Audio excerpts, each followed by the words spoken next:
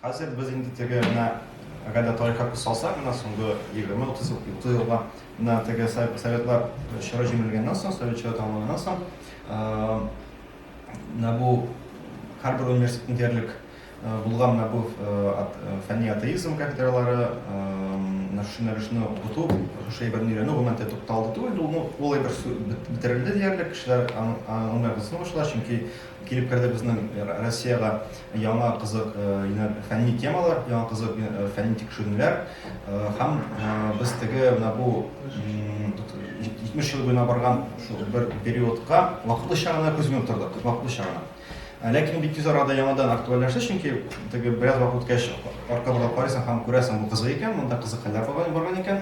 Аны менә хәзер Россиядә религиоведение тарихын өйрәнгәндә, әлбәттә теге әйбәтләр өйрәнәләр шушы 70 еллык чорында. Анда гәрчә без теге берәктән әйтсәк, Россиядә религия булмаган дип әйтсәк тә, совет чорында без барыбер карыйбыз теге качак күренә, мәсәлән, булган конкрет анда эмпирик тикшерүләр, анда кемдер өйрәнгән барыбер Советлар Союзында диннең социологиясын, ягъни дин тотучыларның диндарларны өйрәнгәннәр иде, аларның санын, алар ничек анда яшиләр, хәрәкәт итәләр, барыбер Советлар Союзында алар булганнар әлбәттә, һәм рәсми эшләгән дини оешмалар булганнар, рәсми эшләгән үзәкләштергән дини оешмалар булганнар, һәм аларны барыбер өйрәнеп барган күпмер дәрәҗәдә.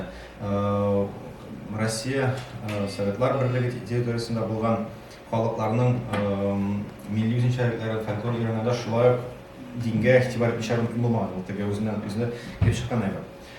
Шуңа күрә теге Советлар чорында бу әйбер өйрәнелгән диннәр, ә менә совет атеизмы әйткәнчә, ул менә соңгы 15 елда гына әкренләп фәнни тикшерү темасына әйләнеп кирип бара. Ләкин менә безнең татарларның тарихында ул ничек әйбер ничек тапкан үзенең урынын, ул инде башка сорау. Ни өчен башка сорау? Безнең өчен татарларны гомумән башка дини традицияларда булуын күрү, аларның башка дини традицияларга караган тарихын өйрәнү, ул шундый катлаулы әйбер, без ул әйберне бик өйрәнергә теләмибез, без аны хәтта качак күрмибез дә, без аны тема буларак карамыйбыз да, ул югыйсә өйрәнергә биләр бар. Мәсәлән, без карасак, татар теле дигән дөньяга, татар теле ул дин теле дә шулай, татар телендә дин терминнар бик күп. Татар теле тулы бер ислам дине, мәсәлән, татарлар ислам дин кулланганда, ислам диндә булганда, алар ислам диненең татар телен хасил итәләр. Әмма ислам, ләкин татар теленең бар әле христиан сегменты, мәсәлән, ул теге керәшеннәр генә түгел, керәшеннәр дигән этно-конфессиональ төркемнән тыш та бит әле ислам христиан дин тотучы татарлар бар.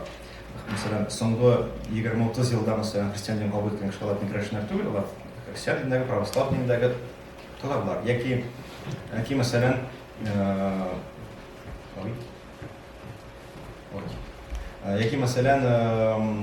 татар католиклар, да, сез беләсез, Такташның оныгының улы, мәсәлән, католик, Казан католик чиркәүнәре, аның дөрес аңласам, тормыш иптәше булман шул документларда Казан католик чиркәүнең общинаның учительләрен берсе булып тора, мәсәлән, да, теге безнең шул дәрәҗәдә кызык персонажлар бар үлектән.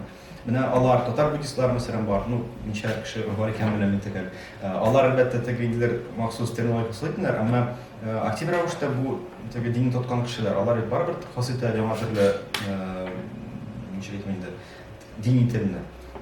Татар егевистлары да, яклы шаһитләр, алар инде аерым бер тарих, аларның аерым теге тулы бер өйрәнерлек, анда бик зур хәлләр пласт хасил булды әдәбияттан торган, әдәбиятында интернет чыганаклар, яклы шаһитләренең аларның теге социаль челтәрләрдә эшләүләре ничек бара, аларның сага мультиклары, татарча мультиклары.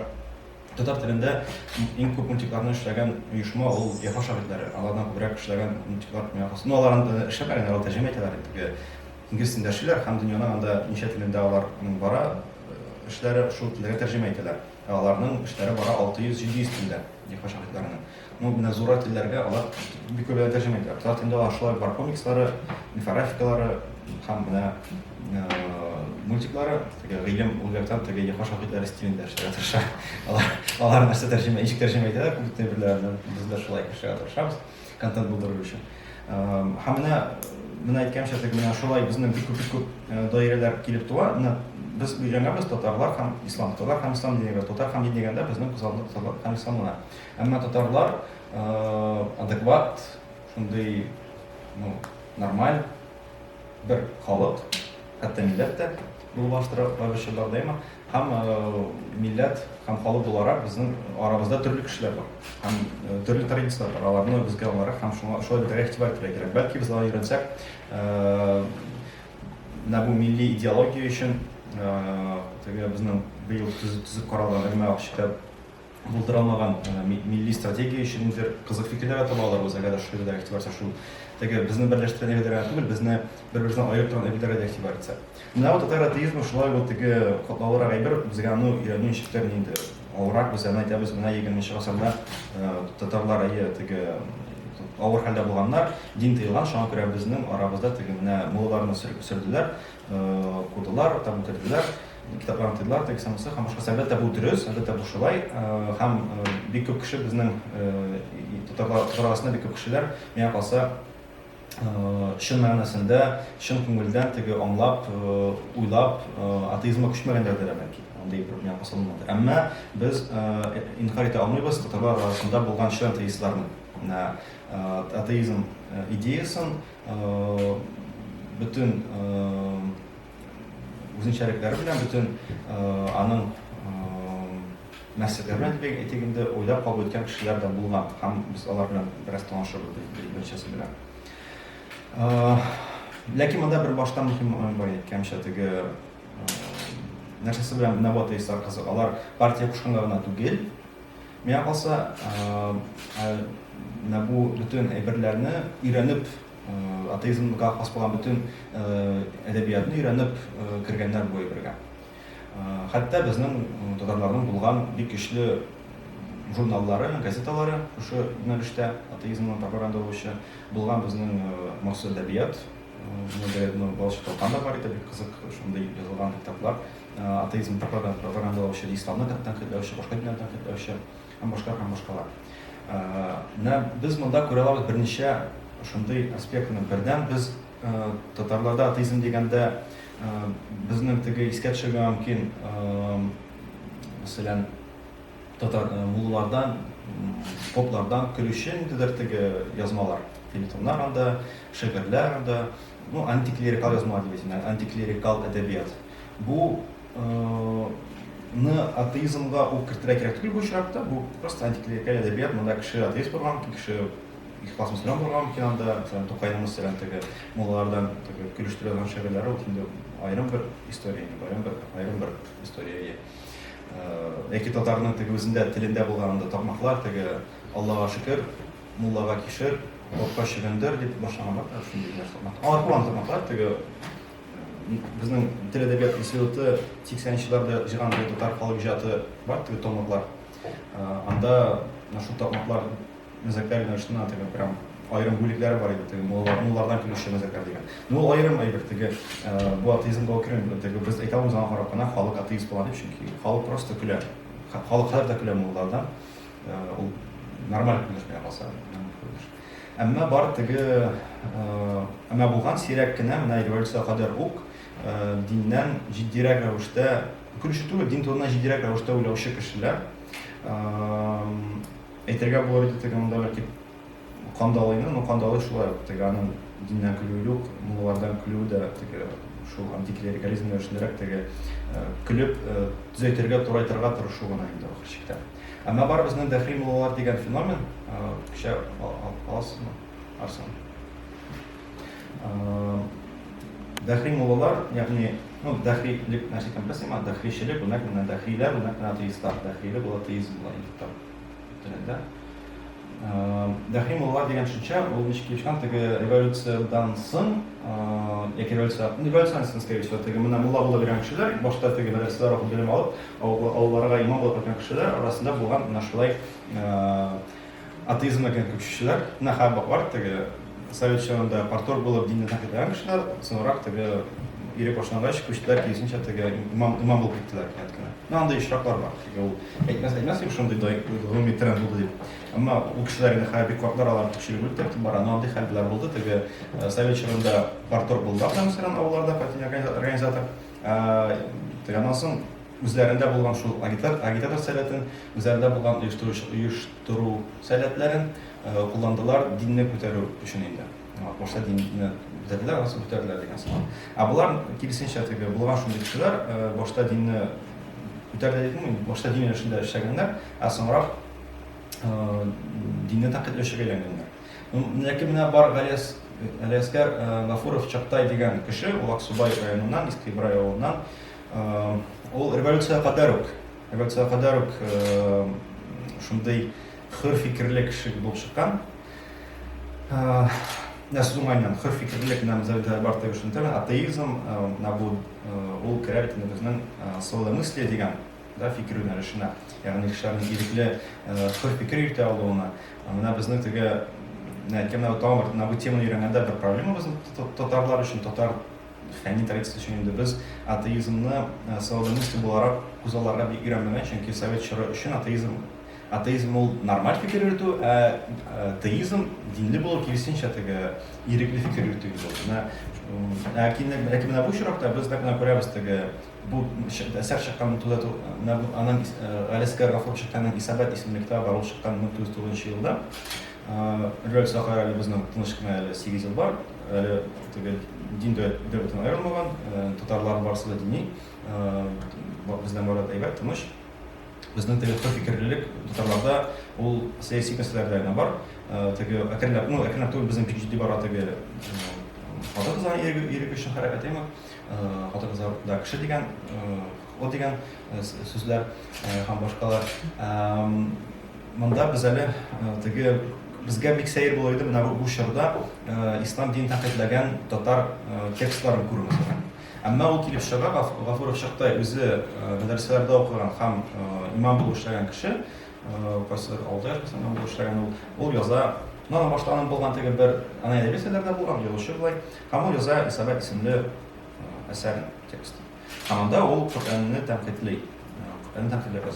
Бу турыдан-туры атеизм булмаганда бу чорда, ушул елларда әле 1909 елда ул тексты соңра хәтта ул әле бу язмаларын өчен гафу үтенә һәм тәүбә итә.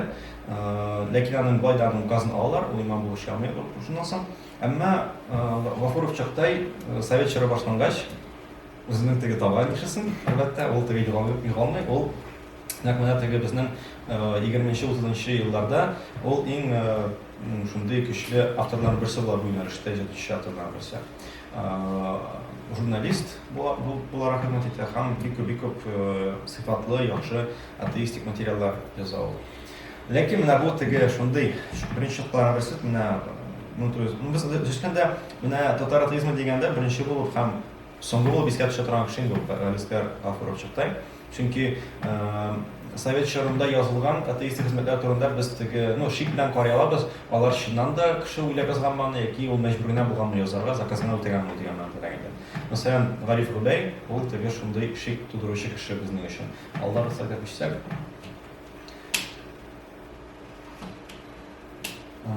Менә 20-нче елларда biz инде безнең, гомумән теге менә беләсез, 1950 елдан безнең чыга бик күп газеталар, журналлар татарларның, һәм анда теге була бик күп төрле фикер юнәлешенә барган журналларда. Революциядан соң башта безнең 18 елның башында, январында бик күп журналлар безнең була, газеталар ябыла.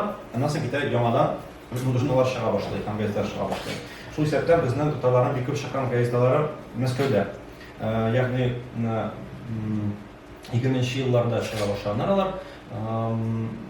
Менә кичкенә иптәшләр без эшләп Мәскәүдә башлаган тема. Ялкын, мәсәлән, ялкын да чыга башлаган Мәскәүдә булган, Татарстанда түгел. Ягъни бу татарлар бөтен советлар берлеге буенча шулай таралып яшәгәч, дисперсный булгач, безгә шулай теге үзәктән Мәскәүдән инделәр төгәл конкрет идеологический материалларны чыгара башлаганнар. Һәм Фән һәм дин исемле журнал, бу журнал булган, ул ая итеп чыккан. Шулай менә аны бастыраннар Мәскәүдә, ул всесоюзный террористический центр бай Казан, или Всероссийский союз безбожников на сугышчан алласызларның ягъни дин белән көрәшүчеләрнең шундый берлегенең органы булган. Ягъни аны Мәскәү, безнең әйтсәк инде федераль хакимият чыгарган ул журналны, аның бастыручысы булган, наширы булган. Ләкин анда шигырьләр дә бар, укылышка чыккан. Башта ул чыккан Фән һәм дин исеме белән, соңра 30-нчы елларга чыккач, ул 2-3 ел эшли Сугышның алласы исемендә. Монда шундый кызык әйбер бар. Сугышның алласы исемле чыккан газета параллельно. Ул чыккан Казанда.